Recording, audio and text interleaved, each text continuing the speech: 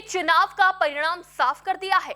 या यूपी में भी भाजपा की प्रचंड जीत तय है? और क्या समाजवादी पार्टी चुनाव आने तक और कमजोर होने वाली है? क्या ओम प्रकाश राजभर की सुभाषपा ही समाजवादी पार्टी को टक्कर देने के लिए काफी है?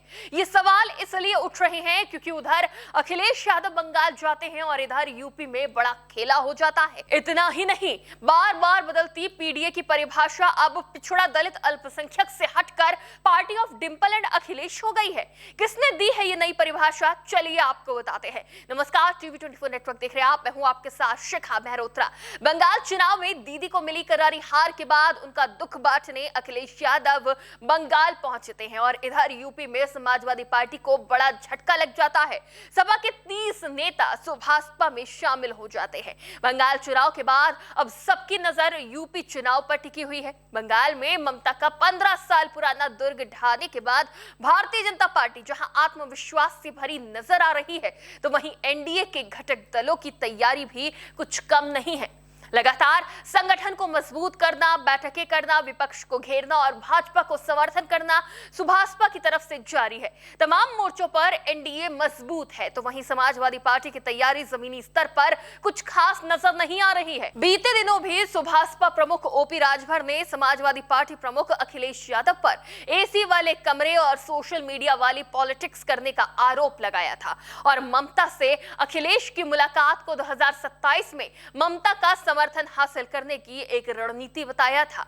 अब समाजवादी पार्टी में मची इस भगदड़ के बाद सपा की तैयारियों पर सवाल उठने लगे हैं। साथ ही सवाल यह भी कि क्या समाजवादी पार्टी के नेता भाप गए हैं कि 2027 में क्या होने वाला है?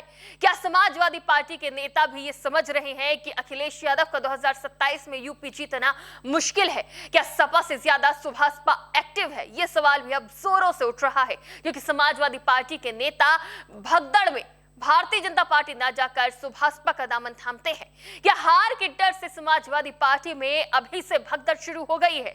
देखिए, इतना तो साफ है कि सुभाषपा ने यूपी चुनाव की तैयारी तेज कर ली है, लेकिन सपा अभी जमीनी तौर पर उतनी एक्टिव नजर नहीं आ रही है, जिसका नतीजा ये रहा कि अपने राजनीतिक भविष्य के लिए समाजवादी पार्टी के राष्ट्रीय सचिव जावेद आलम समेत करीब 30 पदाधिकारी, ग्राम प्रधान और कार्यकर्ताओं ने समाजवादी पार्टी छोड़कर सुहेलदेव भारतीय समाज पार्टी का दामन थाम लिया। बता दें कि लखनऊ स्थित प्रदेश कार्यालय में सुहेलदेव भारतीय समाज पार्टी के राष्ट्रीय अध्यक्ष एवं उत्तर प्रदेश सरकार में कैबिनेट मंत्री ओम प्रकाश राजभर की उपस्थिति में आयोजित सदस्यता ग्रहण समारोह संपन्न हुआ, जिसमें सभी नेताओं और कार्यकर्ताओं को पार्टी की सदस्यता दिलाई गई। पार्टी की तरफ से बताया गया कि कार्यक्रम में विभिन्न जनपदों से आए लोगों ने पार्टी की नीतियों और राष्ट्रीय अध्यक्ष ओपी राजभर जी के नेतृत्व में विश्वास जताते हुए सदस्यता ग्रहण की।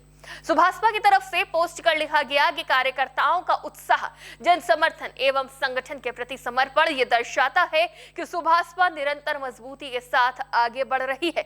सुभाषपा में शामिल होने वालों में बुनकर मजदूर विकास समिति के कई बड़े पदाधिकारी भी शामिल हुए।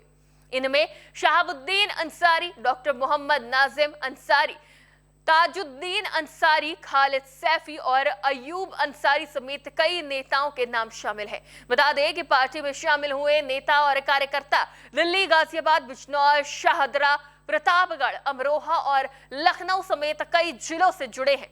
सुभाषपा का कहना है कि लगातार दूसरे दलों के नेता पार्टी से जुड़ रहे हैं।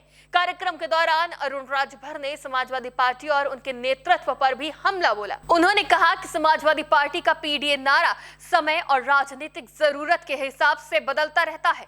अरुण राजभर ने तंज कसते हुए कहा कि अब पीडीए का मतलब party of Dimple and Akhilesh हो गया है। उन्होंने दावा किया कि सुभाषपा का संगठन तेजी से मजबूत हो रहा है और पार्टी का कुनबा लगातार बढ़ता जा रहा है। सिर्फ सुभाषपा ही नहीं बल्कि भारतीय जनता पार्टी का भी चुनाव दर चुनाव बढ़ता कद अब सपा के लिए टेंशन की वजह बन गया है। अब देखना यह होगा कि अखिलेश भारतीय जनता पार्टी और एनडीए का सामना करने के लिए कौन से मुद्दे उठाते हैं। सपा को लगे इस झटके पर आपकी क्या राय है? क्या ये शुरुआत है? क्या अभी और बड़ी भगदड़ होना बाकी है समाजवादी पार्टी में?